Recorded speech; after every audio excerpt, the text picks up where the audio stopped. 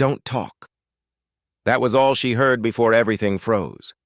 The clink of silverware, the shifting eyes, and the silent message carried in a single cold glance across the room.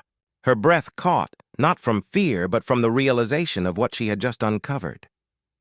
Whispers rose, and suddenly the woman who had only wanted a quiet dinner with her husband was at the center of something far darker than prejudice.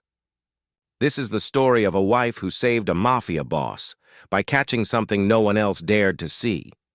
Welcome, story lovers, from where are you watching?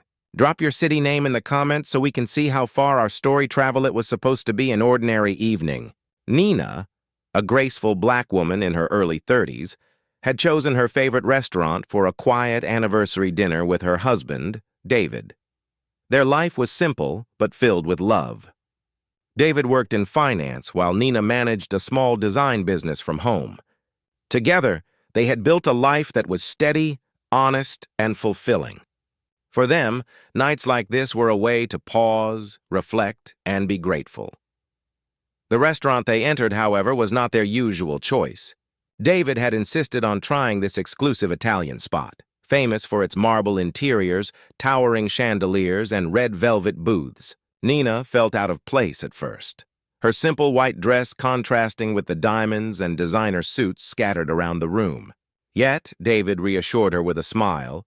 But as the evening went on, Nina noticed something unsettling. Subtle stares lingered a little too long on her skin. A waiter hesitated before offering her a menu, and though David was treated with smooth politeness, Nina received only curt nods, as if her presence disrupted the restaurant's carefully curated image. She didn't complain. She was used to these quiet forms of dismissal, but it left a sour taste, one she chose to swallow in silence. She thought that would be the worst of the night. A little rudeness, a few sideways glances. But then, just as dessert was being served, her eyes caught something across the room, a detail so small it could have been missed, but powerful enough to make her heart stop, something that would pull her into a dangerous collision of racism. Power and life-or-death stakes. At first, it was only a shadow of suspicion. Nina's gaze landed on a table tucked in the far corner, half hidden by golden drapes. A group of sharply dressed men sat there, their voices low, movements calculated. Among them was a man she recognized, though not from personal acquaintance. He was the subject of countless whispered stories. The kind of name spoken in hushed tones, Lorenzo Vitale, a rumored mafia boss whose family controlled more than half the city's underground dealings. Nina's first instinct was to look away, to pretend she hadn't noticed. After all, what business was it of hers who dined there? But as she lowered her eyes, something caught her attention.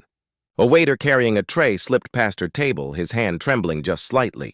On the tray, 2 wine glasses shimmered under the light, one with a faintly cloudy tint, almost unnoticeable. Almost. Her background in design had trained her eyes to notice details others missed. That glass wasn't just different, it was tampered with, and it was being placed directly in front of Lorenzo. Nina froze. Fear ran cold through her veins. Should she say something? Should she even get involved? A black woman already made unwelcome in this space. Would anyone believe her if she spoke up? The thought of interrupting, of drawing attention, made her stomach twist. She could already hear the dismissive words. She's overreacting. She doesn't belong here anyway. But then, as the glass touched down, she noticed something else. Across the room, another man, seated alone near the bar, raised his eyes ever so slightly. He gave the smallest nod to the trembling waiter. A signal, a confirmation. This wasn't an accident. Nina's pulse hammered in her ears. She understood now this was no ordinary dinner service. This was a setup. A mafia boss about to be poisoned, right in the open, while the rest of the restaurant carried on as if nothing were amiss. The injustice she had endured at dinner no longer mattered compared to what was unfolding. Someone's life hung in the balance, and she was the only one who saw it. The weight of choice pressed on her chest. If she spoke up, she risked ridicule, or worse. But if she stayed silent, Lorenzo Vitale might not live to finish his meal. The moment came like a storm breaking loose. Lorenzo lifted the glass, swirling the wine as if savoring its fragrance. Time seemed to slow. Nina's throat tightened. Every fiber in her being screamed to stay quiet, to avoid stepping into danger. Yet something deeper roared louder, the conviction that silence, in the face of injustice, was complicity. Her chair scraped the marble floor as she rose abruptly. Heads turned. Whispers fluttered like moths through the dining hall. She didn't care. Her voice trembled, but it carried across the room. "Don't drink that!" For a heartbeat, no one moved. The waiter froze mid-step. Lorenzo's eyes, dark and unreadable, narrowed at her intrusion. And then, the entire room shifted. The man by the bar suddenly rose, his hand darting toward his jacket. Chaos erupted. Guests gasped, ducking low as guards surged forward. Nina's heart pounded as she realized she had stepped into the crosshairs of something far bigger than herself. Yet, instead of collapsing under fear, she stood taller, her gaze locked on the Mafia boss holding the poisoned glass. Lorenzo's instincts sharpened. He caught the flicker of deceit on the waiter's face, the confirming movement of the man at the bar. With a swift motion, he smashed the glass against the table, shards scattering across the floor. Gasps echoed. The plot was exposed. But all eyes weren't on the broken glass. They were on Nina, the black woman who had dared to shout the truth in a room built on silence. Dear audience, if you're enjoying the story, don't forget to give it a like. It really helps. When the dust settled, the restaurant was left in uneasy silence. The would-be assassin was dragged out, the waiter trembling as he confessed under pressure. Lorenzo Vitale, a man whose name evoked fear, now stood before Nina, not with arrogance, but with something resembling respect. For a moment, their eyes met. He gave a single nod, a silent acknowledgement that her courage had saved his life.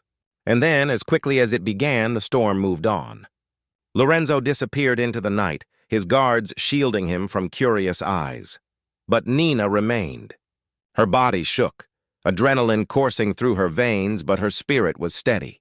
She had spoken when no one else dared. And though she knew the story would likely twist in whispers, the black woman who interrupted, who caused a scene, she carried within her the unshakable truth.